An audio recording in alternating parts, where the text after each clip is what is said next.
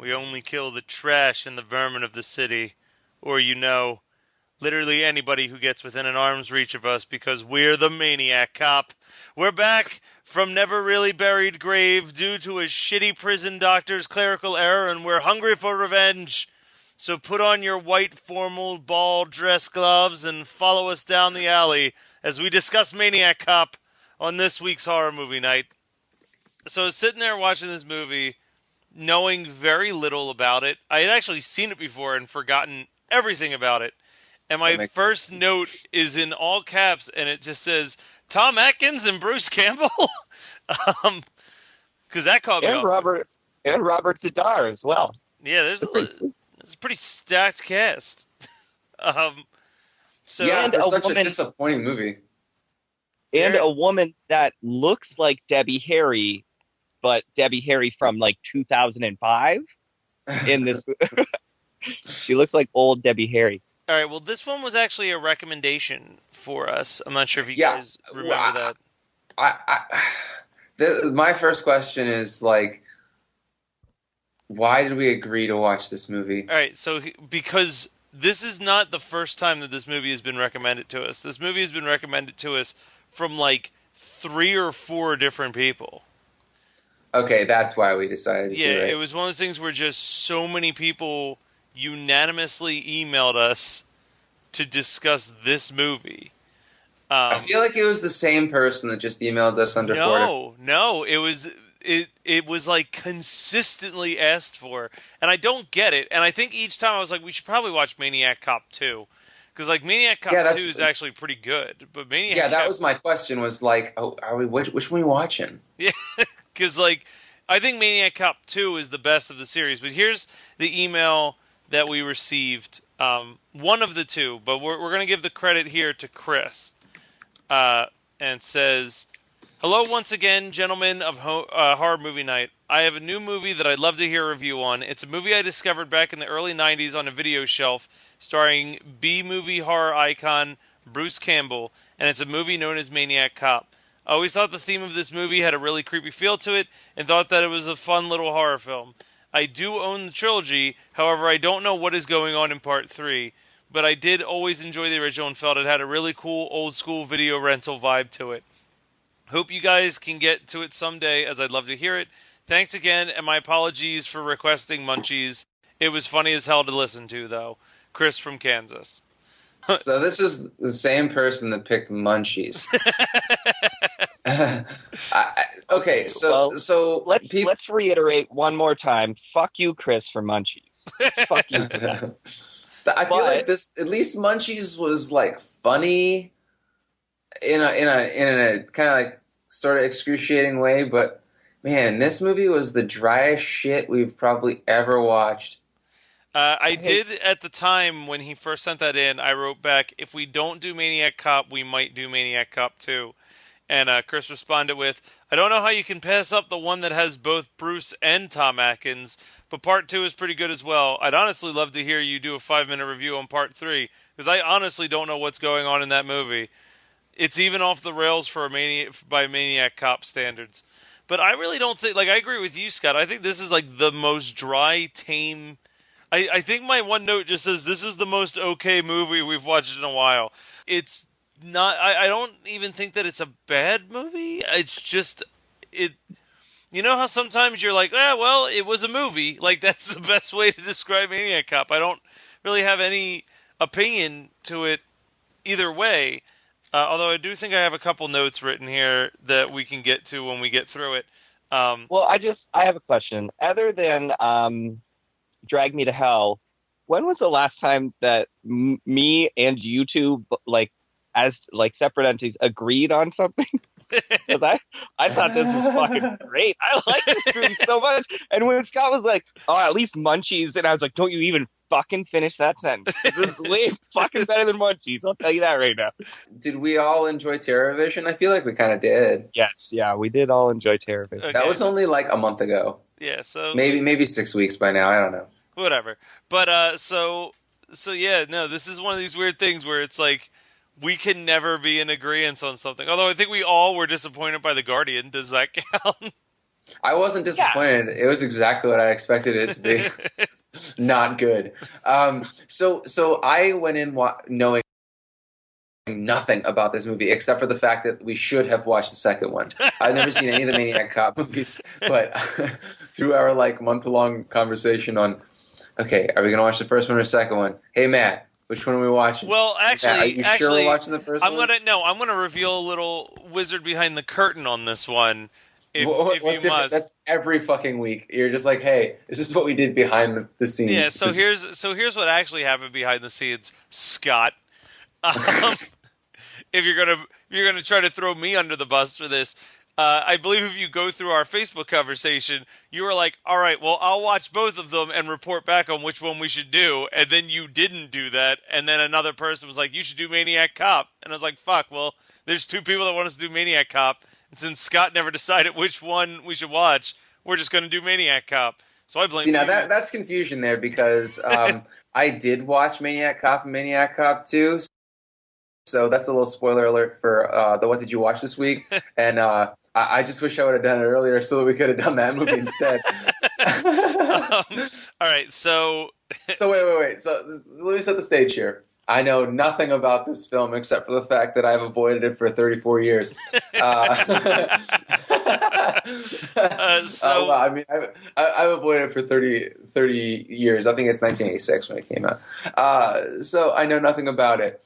And I have two notes. I'm like, pretty unstoked to watch this, more than usual. And then I'm like, oh, these Puerto Ricans are awful stereotypes. That's some solid acting. I'm really definitely not offended by how Puerto Rican these guys are supposed to look. And then I was like, oh my God, thrill me. So, yeah. so Oh man, I knew that he was in it, but as soon as I saw him on screen, and then he stayed on screen, and he was like the main guy, I was like, "Fucking yes, thrill me!" I just want any excuse for him to answer a phone right now. Please, please answer a phone. yeah, I got really excited and then pretty disappointed by the fact that this movie was not saved by him being in it at all. Because this movie, there's nothing to save in this movie. It's just like it's like the Lifetime movie of horror. Like it's Lifetime channel horror yeah, is what it is. I would describe it. The best way I could describe it is like, you know how like you get up early in the morning and drive to work every day, and there comes those points where you're kind of tired and you're driving and your body's so used to the motions of driving to work every day that like suddenly you're just at work, but you don't really remember the drive. Like you just kind of were on autopilot. That's how I feel when I watch this movie. Because I don't remember it every time you watch it. I've watched it twice, and both times I just remember I was at the end, and I don't remember much about what happened to get me there. Man, what a nightmare. But I do have. I this time I remember a little bit because I took notes. Yeah. So here we go. So the movie starts off as Scott pointed out with some Puerto Rican stereotypes. After escaping these two thugs, a woman is murdered by a mysterious cop. This is when with the white gloves. Yeah, with the white gloves. This is when Tom Atkins enters and immediately just knows everything about the victim, which I love. Like it's just like he sits next to the corpse, and the other guy's just like trying to keep his shit together, and he's just like, "Oh yes, she loved cops. We used to sit and drink about it all the time." It's like, well, that's convenient. Like, I was hoping that would be a thing throughout the movie. Is literally every murder victim he just knows in super personal detail, and it would set him up as the murderer. But whatever. Matt, John Hamm wasn't in this film. There's no way to redeem it in that sort of way. True. He also has that little like soliloquy to himself there, where he's like, "Oh, you were probably so scared, Yeah. and then you saw a cop. Oh, but little did you know." Like, I forgot about that line. That is the best, worst line in this movie. So the first like 30 minutes of this movie is just like, and then this happens, and then this happens, and that's kind of how my notes feel, because it's just like, and then a couple sits at a red light for roughly, I don't know, 10 seconds, and the dude just starts to bitch up a storm about it. Just like, fucking light must be broken, brah. Like, yeah, like, what the hell? He's complaining about the light, which leads to him making out with his girlfriend for some reason, and then a cop knocks on his window and kills him. That windshield's blood spray is pretty fun. It might be the most fun that I had watching this movie until Bruce Campbell shows up, but we'll get to that.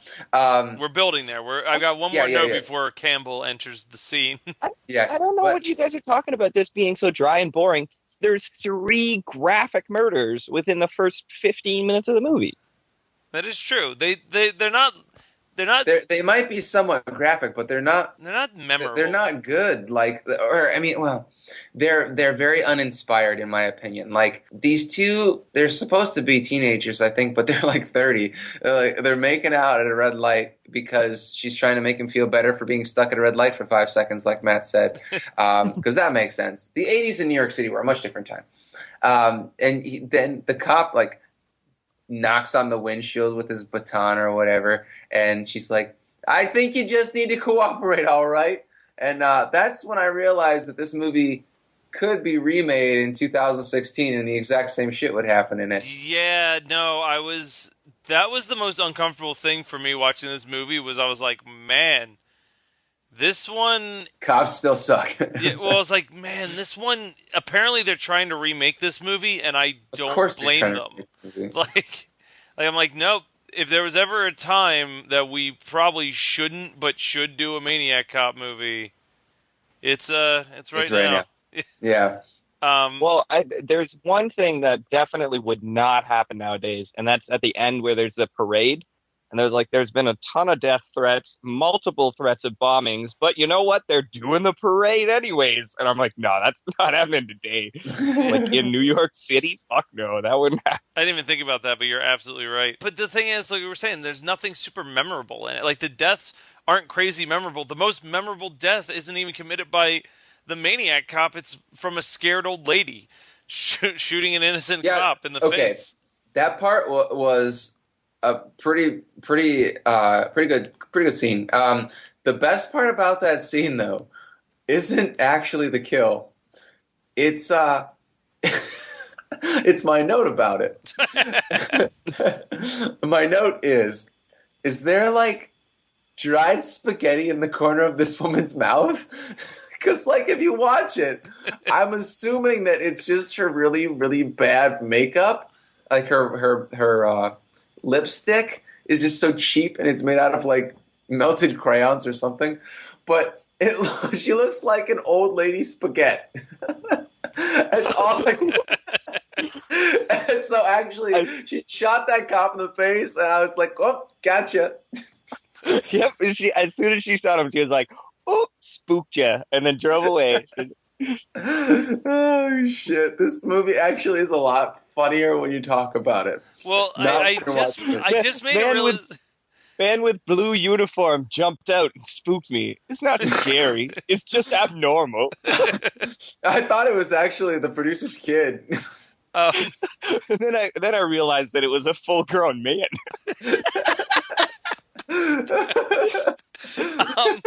I just made a realization though as we're talking about this, and I'm like looking over my notes and I'm listening to Adam talk about why he likes it.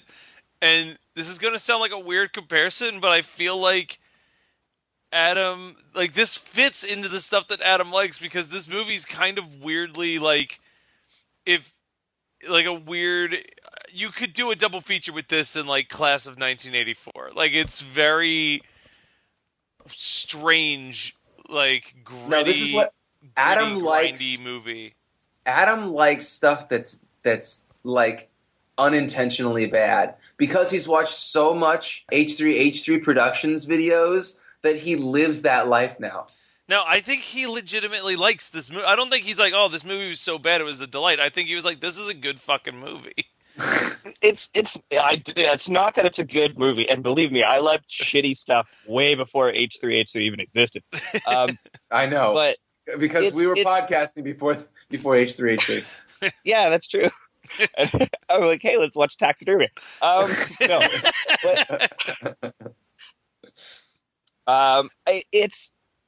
it's not a great movie, and a lot of what it makes me enjoy it is Robert Z'Dar, because I've seen several movies with Robert Z'Dar in them. He's a terrifying looking man. He's a grotesque looking man, and he can't act. And even in this movie, where he has no lines, just his physical acting is so like weird and funny to me. Like such a strange. Like somebody saw this guy on the street one day and was like, "Look at that fucking face! Look at that jawline! I have to put that guy in a movie." And it was simultaneously an awful idea and a great idea at the same time. And then, and then you just got like, I mean, it's the battle of the jawlines here with fucking Bruce Campbell in this movie as well. But that was a huge surprise. Well, I was like, wait, Bruce Campbell? Like, I like Bruce Campbell a lot. Why are you here? And then Robert Atkinson too. It was just like, once I knew all three of these guys were in it and like it started rolling, I was like, I don't care. I could watch these guys fucking perform the ice capades. I don't give a shit. I'd love it. I wouldn't care. Like, I'm just so happy that these three people are in a movie together. It's just, I was so just delighted. I appreciate that I'm looking at Robert Zadar's IMDb page because I'm like, yeah, why is he familiar to me? And I just see that in the movie Tango and Cash, he played a character whose name is Face. Also, he played a cop in a movie called Rock and Roll Cops 2, The Adventure Begins. which is the most confusing title I've ever heard in my life. Yeah, why is it part 2 if it's just beginning? It says Detective Jack Blade and his partner Bonzaiki are rock and roll cops from the Boogie Woogie Division. Oh my God! Who beat up and sexually harassed I'm going on IMDb and I'm copy and pasting his fucking filmology, and that's it. I have all my picks. Hold on a second. I think I do the rest of the sentence. No. They beat up and sexually harass everyone they encounter while trying to chase down Mr. Big and score drugs for their police commissioner. So, what the fuck is this? Okay, here's the thing. This guy did Canon film level films and lower all throughout the 80s, right? So imagine like a really bad Canon film, and he would do stuff way worse than that. Like that was his whole thing. He was just a weird looking dude. The casting directors, producers wanted him in the movie just because he looked weird, and they'd throw him in there. I think he was in Samurai Cop as well. Yes, he was. And he's also in some movie called Vampire Boulevard as Frankenblade. Let's go back to Maniac Cop because we're right where Bruce Campbell shows up. And this is where the movie gets really complicated to me. Like unnecessarily complicated. Yeah. Like so ridiculous. So Bruce Campbell's married to Ellen, and she suspects that her husband, Jack, who's Bruce Campbell, is the killer cop. So she tries to follow him, and in doing so discovers that he's been banging one of the other female cops. He's been getting to fucking. Yeah, he's been getting to fucking there. So she leaves the hotel distraught and is killed by the cop, which leads to Jack being the prime suspect for the murder. And even though the girl that he's banging is the witness that he didn't do it, he won't give her name because he doesn't want to make her look bad or something. So he's like chilling in jail, and then she teams up with Tom Atkins. Also, she's one of those undercover cops who pretends to be a hooker on the street. And also, like, her hair probably had its own dressing room. It was, like, massive. I don't know. I mean, like, I remember the 80s well enough that was not the norm. Like, that hair was bigger than normal. Like, in fucking Trick or Treat or Black Roses, like all those Satanic Panic movies, I don't think anybody's hair was as big as the chick's hair in this movie. But the prostitutes in Frankenhooker probably right around the same size. Yeah. Although this is how sad this movie is. Is like she's not even the hot cop. Like there's no hot cop. Like she's like I want to date. I'd say that Atkinson is probably the hot cop. I would personally pick Bruce Campbell, but that's just me. I guess that leaves the face for Matt. Sweet. I'll take what I can get. We know. I'll take it. He's not going to leave you any options. Yeah, you're going to take it. It's so okay. There's a part where Bruce Campbell finally admits, yeah, it was an undercover vice cop that I was banging, and Atkinson goes to see her, and she's getting attacked by the Face. Because we're just going to call him the Face now, because I love that way more than Maniac. But So she's getting attacked by the face, and she shoots him in the chest multiple times. Atkinson comes out. He's got like a fucking dirty, hairy 357. He shoots him several times. And then, whatever, he fucks off. They go to a bar to hang out and have a couple drinks. And that point in the movie was actually where my suspension of disbelief broke. Because I was like, okay, he's just a crazy cop. But then I was like, this cop better be a zombie. Like, Maniac Cop better be a fucking zombie. That was the thing. Like, I assumed that at some point we were going to find out that he had some sort of supernatural something going on. Because they say, like, his hands were ice cold. I must have shot him in the head at least twice, and he didn't appear to be breathing, right? But later on we find out, no, I guess his fortitude to be, his desire to be a cop is just so fucking strong that he's unkillable. To the point that they crush his fucking chest. He gets a huge, like, 7-inch in diameter pipe through his chest, and he's still like, come back again for Maniac Cop 2. Well, spoiler alert for Maniac Cop 2, and it's been a while since I watched it, but Scott may be able to confirm. They do go the route of him being an undead zombie by the time they get to Maniac Cop 2, I believe. Yeah. I'm going to be honest with you. After sitting through this, I definitely did a 45-minute watch of an hour-and-a-half movie for Maniac Cop 2. So I might have missed them explaining that he's a zombie, but it's never, at least from what I saw, it's never like explicitly said that he is a supernatural character. It's always just like, he just won't die, which is just absurd. He got fucking shot in the face. Well, I'm sorry. Let's just go down the litany of shit that's happened to him. He gets beaten to death in Sing Sing. Or, I mean, I guess sliced up. He gets shanked to death in Sing Sing. And then he gets shot multiple times in the chest and face by Prostitute Cop and Atkins 357 man. Then he gets impaled by a huge metal spike, plus probably some more buckshot when he's attacking those cops in the police station later on. Then he gets drowned and still comes back for the sequel. Like, he's obviously undead.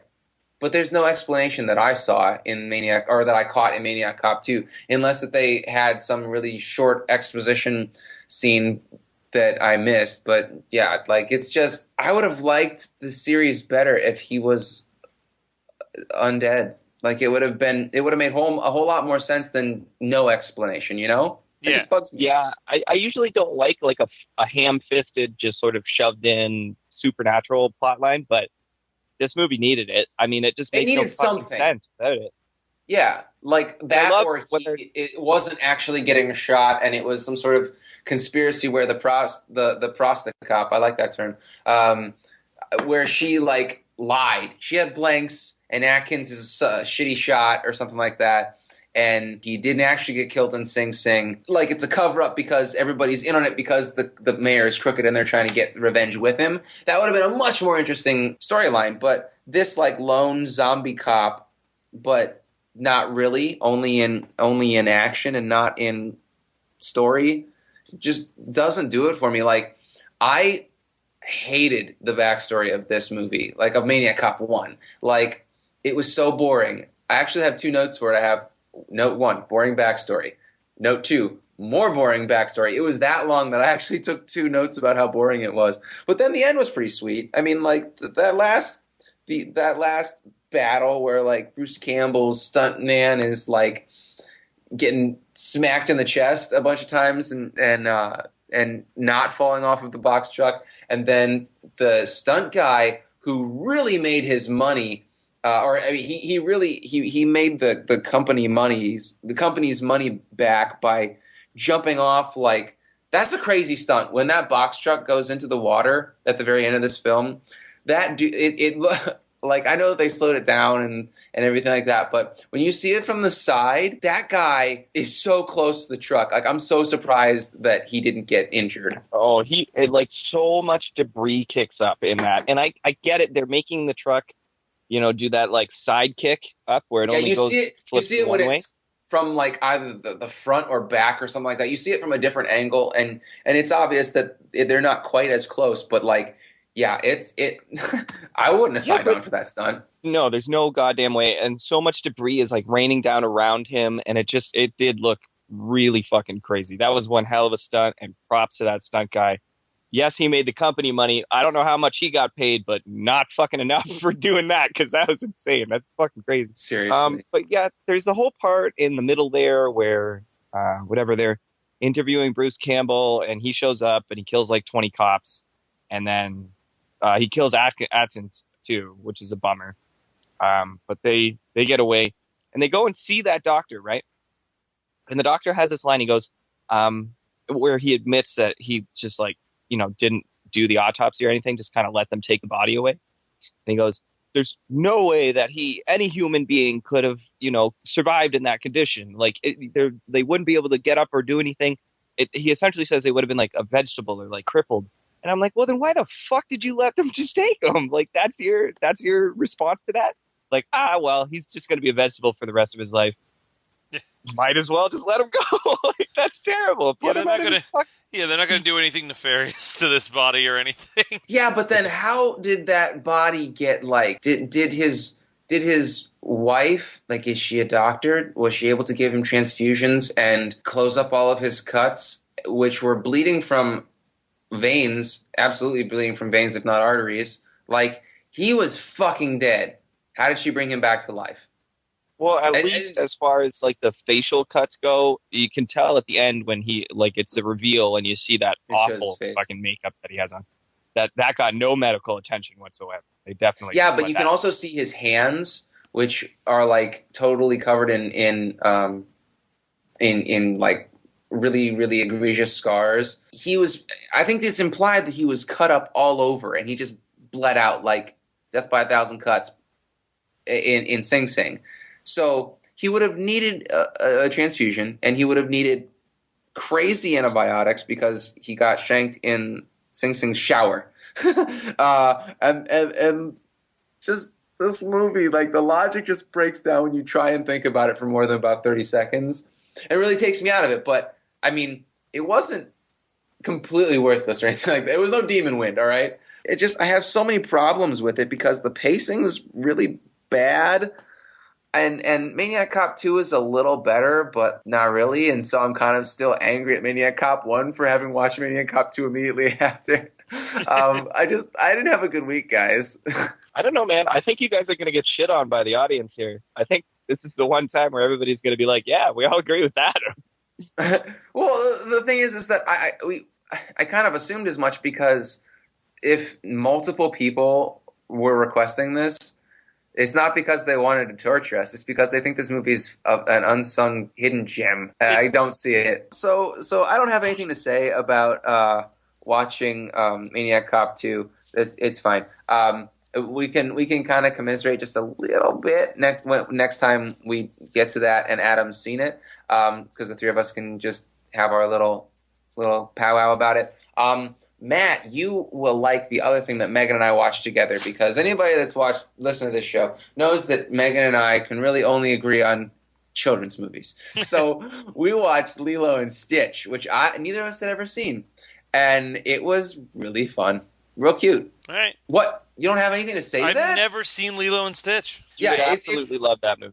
I almost did a couple costume as Lilo and Stitch, and then the girl dumped me right before the party.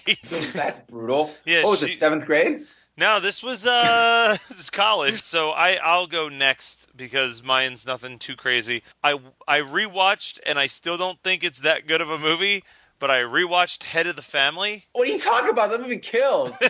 I'm just not a fan of Head of the Family for some reason. I try and I try. I did buy it when I was in LA because it was $5 at the Full Moon booth. So I was like, all right, let's buy Head of the Family. I also just binged the Blu-ray releases for Sleepaway Camp 2 and 3.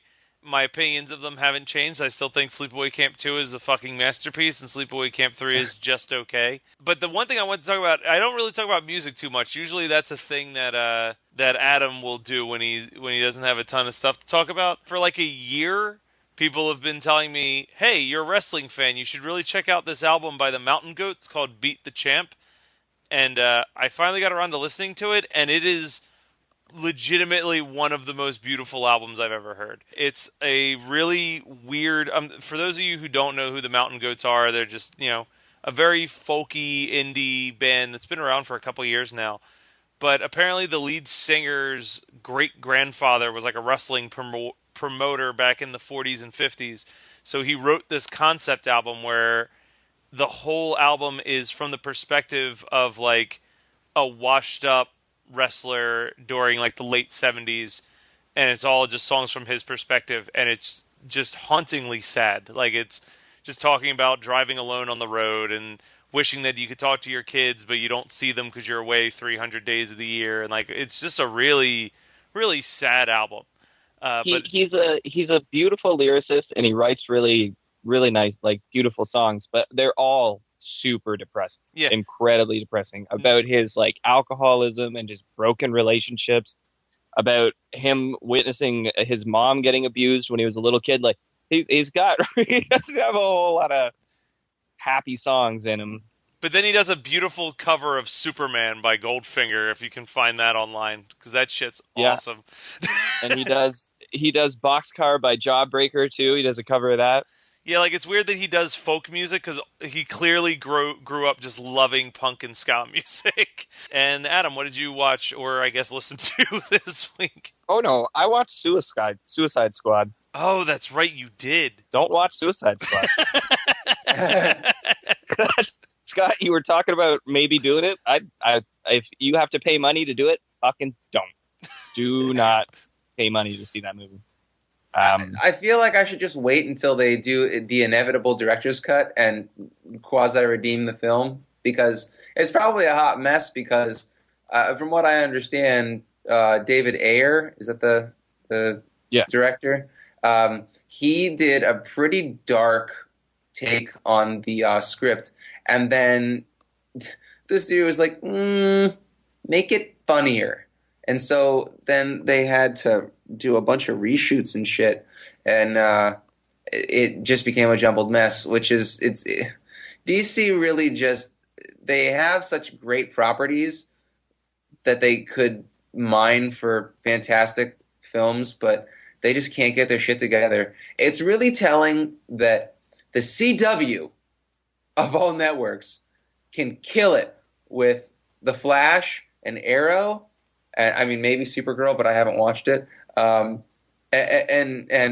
just DC movies just suck. Well, here's the thing. I mean, each company has its strong and its weak points. The DC movies are fucking awful. I think there hasn't really been a good one in a while, other than like Nolan's Dark Knight and shit like that. Those didn't even count as the DC universe, though.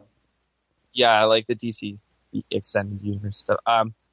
But their animated property, like all of the animated stuff they do is fucking amazing. Like Justice League Unlimited, Young Justice, fucking Batman the animated series, Batman Beyond, and like all their animated movies as well, like Flashpoint Paradox. Oh man, that movie's fucking dope. No, Flashpoint Paradox is not good. I disagree with you. I said this like 2 months ago after I watched it. That and Justice League War were just awful, in my opinion. They were like these weird anime takes on like Darkest Timeline stuff that I really did not like. That's just me. I'm a bit of a purist. I don't like anime. I don't like anime in my comic books. Like, leave my Justice League alone. Flashpoint Paradox also is like... Flashpoint Paradox, to me, in the last couple years, has become like the Batman origin story. It's like the only story that anybody that wants to talk about Flash will ever put on screen. It's like, oh, hey guys, I got a great idea. What if we do Flashpoint Paradox? Like, it's not like the Flash hasn't been around for 80 fucking years. Just pick another storyline. They have to go with the Darkest Timeline, and it's not fun. I really did not like those movies. But Justice League Unlimited, fantastic. Batman Beyond, awesome. I even like Young Justice, even though you really vacillated between saying that it's great and then when I started watching it being like, oh, it's shit. And I'm like, well, but you just told me to watch it. I don't know. Maybe that was drunk Adam. No, I told you that you should watch it, but it's itself vacillates on being good and being bad. Like very start with all the intro, we're getting to know everybody. The team is getting like comfortable with each other. Not that great. Middle section, fucking awesome, really really great. Like they're working as a team. They all like we know all the characters, kick ass. That like weird jump forward to the future really takes me back, back for a minute, and I don't know how I feel about it. But then it starts being good, and then the ending happens, and you're like, oh wow, fuck yourself, fuck you. Why would you do this to me? Fuck you, like Jesus. Yeah, I haven't finished it. I've fallen asleep in too many of the episodes in the second half of the second season, or maybe third season. I can't remember what I'm on yet, but the one-offs are great. It's the longer arching stories that I have a really hard time following, because it was my go-to before bedtime for like a month there. And so I've lost a lot of the overarching storylines. But I mean, I really like a lot of the characterizations.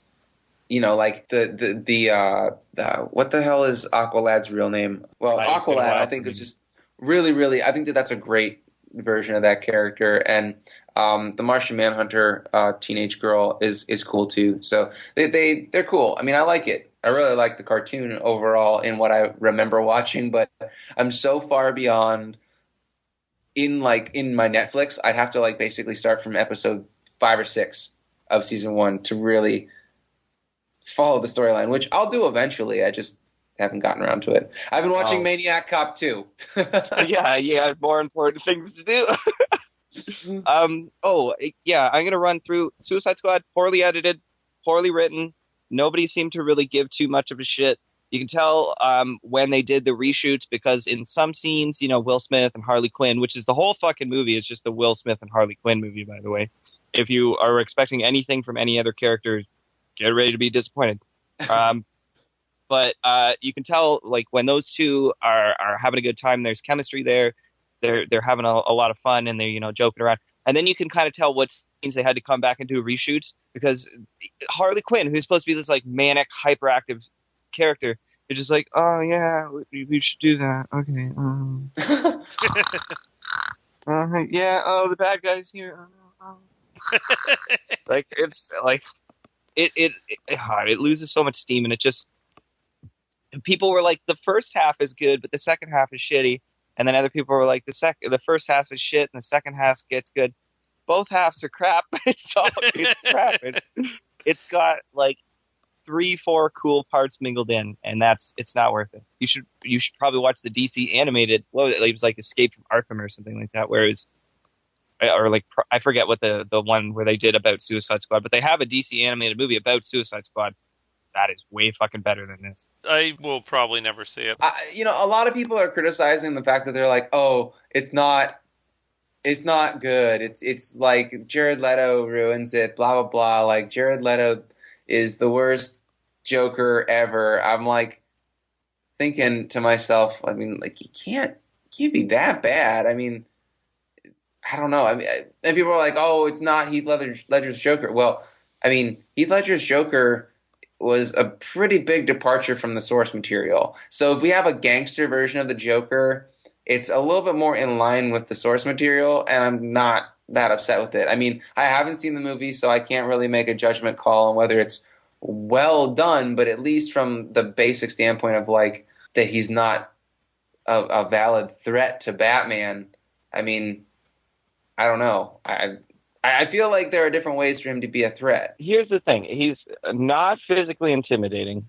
And he doesn't do any of his own work in the movie. Like, you remember that scene in Dark Knight where all the mob people are in the same room and Joker comes in literally by himself. It's just Joker, and kills that dude with the pencil, and everybody in the room shuts the fuck up, right? Yeah. Really cool. You see him as like a very threatening, scary as fuck, just unhinged kind of guy. Jared Leto, sort of the same situation. They have to get to somebody, and that person is on the other side of like a bunch of goons. He just sends in all his dudes. They have a gunfight, and once everybody's dead, then Jared Leto comes in. It's like, okay, well, you didn't really do anything. You don't even see him hurt anybody really. I think he kills one guy. That's it. Are you saying that he ghoulied at somebody? Is that like he's, no murders? Yeah, just cuts away. Yeah, pretty much. It's all off screen. Does he eat someone from the ass to the neck? Oh my God, he would be the best Joker ever if that happened. Oh my God. That's what the metal teeth are for. I would love. You remember in Brain Dead or like Dead Alive, where the baby comes like popping through the chick's face? I want to see Jared Leto's Joker do that. But it has to start at the asshole and go all the way to behind the skull. All right, well, that was Maniac Cop from 1988, picked by Chris. He calls himself Superfan Chris, because for a while he was the only person that was emailing us. But now a bunch of you have been emailing us, and you should continue to email us by sending your emails to hmnpodcast@gmail.com. Let us know what type of movies you think we should be watching. We don't always agree with your decisions, but we allow you to give them. So let us know what you think we should be watching, and we will suffer through whatever crap you think we should be suffering through, I'm sure. That's all I got, really. I don't have too much to say on this one. I'm kind of in a haze, as all things considered. Maniac Cop did a number on me. Yeah, really threw you into a car window there. I was trying to think of a cool death from the movie, but there really isn't.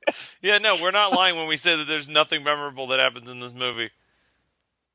I still enjoy it. Just a dude with a weird face.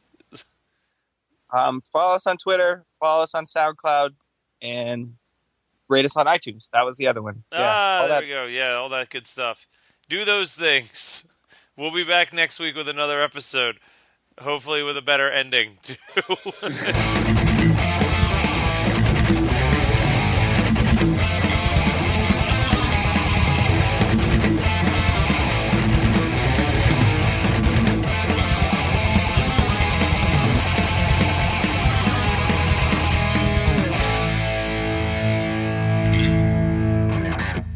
Oh, shit, he played Sam Hell in Hell Comes to Frogtown Part 2. They made another There's a one of those sequel movies? to that? Yeah, just called Frogtown 2 from 1992. The entire point of the first Frogtown was that Rowdy Roddy Piper was supposed to be like really sexually attractive and like a sex symbol in that movie. Robert Z'Dar looks like the kid from Mask. Oh my God. Like, I know that the tone of the first Hell Come to Frogtown involved like a lot of rapiness, but most of the women seem watched it. The plot line to this sounds awesome. Hold on a second. In the sequel to Hell Comes to Frogtown, a mutant frog leader of Frogtown kidnaps a professor and forces him to make a serum that'll turn everybody into frogs. They also kidnap some people to test the serum. The courageous Sam Hell will have to save them all. Oh, God fuck, damn it. man. We're watching that. We're watching that shit out of that. Oh, hell. Damn it. Lou Ferrigno's in it as Ranger John Jones. You guys like the worst things. Like, I just don't understand you some days. I don't know how you don't see the charm and how amazing that sounds. Okay. Let's just backpedal for a second. You're listening to the Geekscape Network.